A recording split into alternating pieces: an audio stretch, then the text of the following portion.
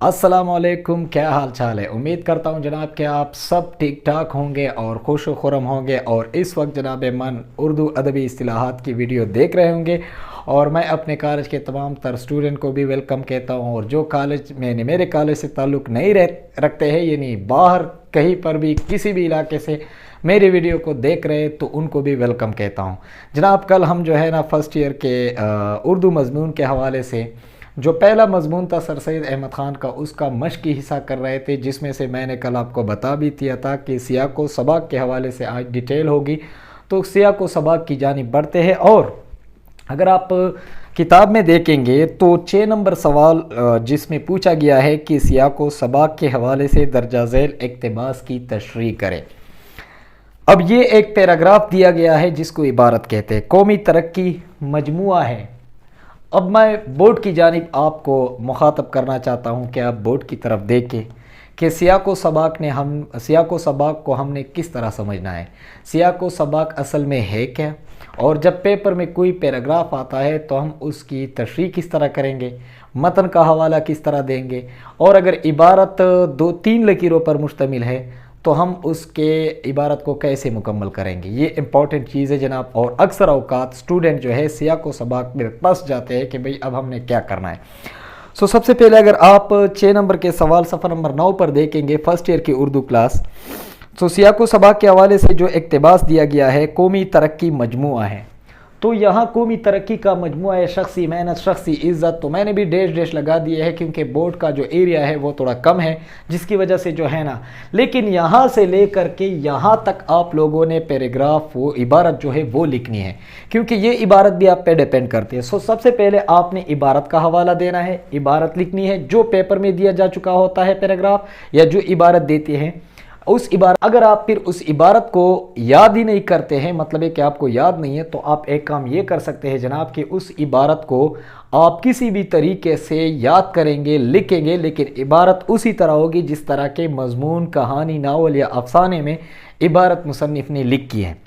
Second number पर फिर आते हैं हवाला मतन। अच्छा, मतन का हवाला देते हुए आपने 2 चीज़ें नोट करनी है। कुछ लोग मतन का हवाला सिर्फ सबक का नाम देते हैं, नहीं, वरना आपके सवाल का जवाब अधूरा है। आपने सबक का नाम अपनी मदद आप ये लिखना है, जैसे कि सर सैयद अहमद ख़ान का पैराग्राफ मांगा है तो अपनी मदद आप, सबक का नाम, फिर आप जो है ना 3 डॉट लगा सकते हैं, अपनी मदद आप, फिर मुसन्निफ का नाम सर सैयद अहमद ख़ान। और ये लफ्ज़ अहमद नहीं है, अहमद है, क्योंकि ये लफ्ज़ अरबी ज़ुबान का है और अरबी ज़ुबान से लफ्ज़ होते हुए उर्दू में इस्तेमाल हुआ है। कुछ ऐसे अल्फाज हैं जिनके ज़ेर ज़बर, आराब और हरूफ के लिहाज से भी उर्दू में तब्दीली वाक़ होती है। जब दूसरी ज़बान से अल्फाज हम जो है ना उर्दू ज़बान में इस्तेमाल करते हैं, उस चीज़ को तारीद कहते हैं इस्तिलाह में। लेकिन चूँकि अहमद अरबी में अहमद, लिखने में उर्दू में भी अहमद उसी तरह लिखते हैं जिस तरह के अरबी में, चूँकि कुरान में ये लफ्ज़ अहमद इस्तेमाल हुआ है, सो इस वजह से हम इस लफ्ज़ को अहमद पढ़ेंगे, अहमद नहीं पढ़ेंगे, वरना गलत है, ग्रामेटिकली हम गलती कर रहे हैं।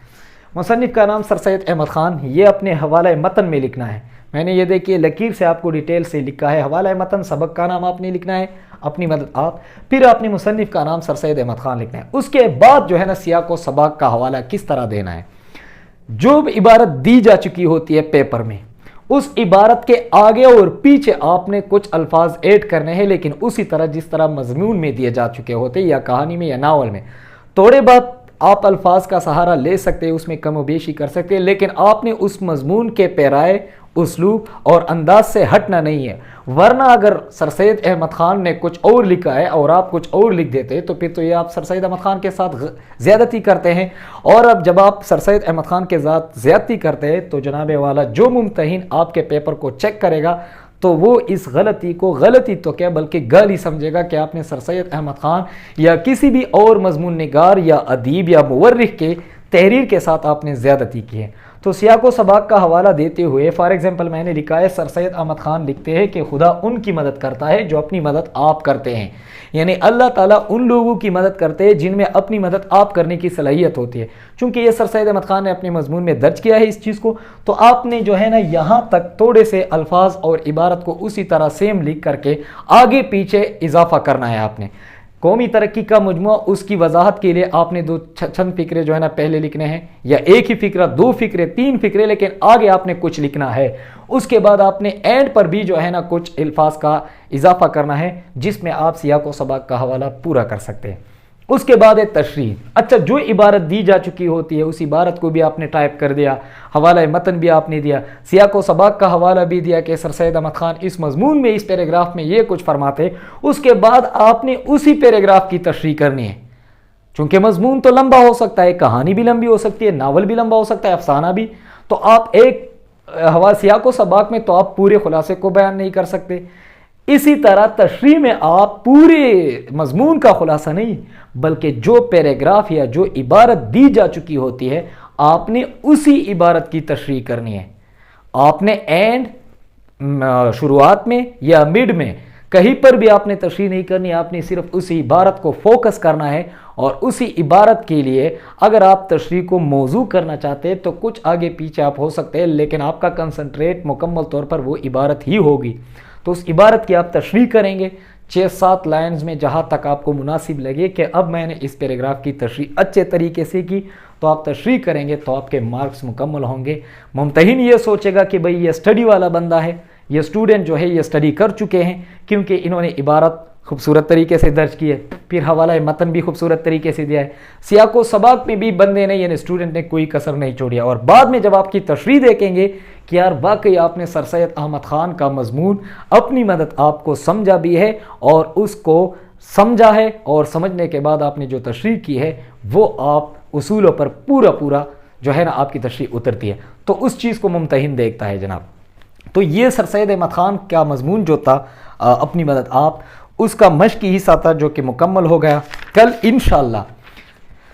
مولوی ذکاء اللہ صاحب کا تنقیدی مطالعہ کریں گے۔ مولوی ذکاء اللہ کون تھے؟ شاعر تھے، ادیب تھے، مورخ تھے، اردو میں ان کے کتنے احسانات ہیں، یا اردو پر کتنے احسانات ہیں، اور اردو میں کس حد تک جو ہے نا محنت کی، اپنے فرائض انجام دیے ہیں، کہاں کے رہنے والے تھے، اور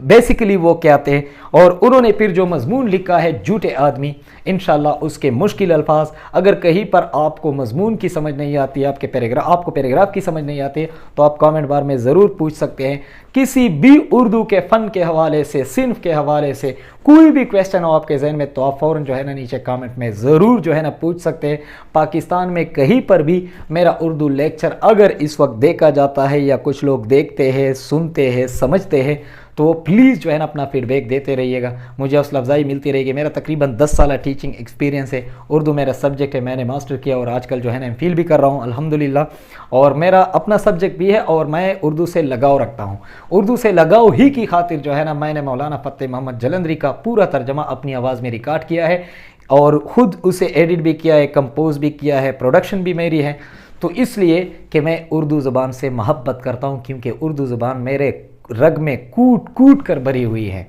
تو آج صرف سیاق و سباق ہی تک تھا، اجازت دیجیے، اللہ حافظ، لیکن چینل کو سبسکرائب کیجیے۔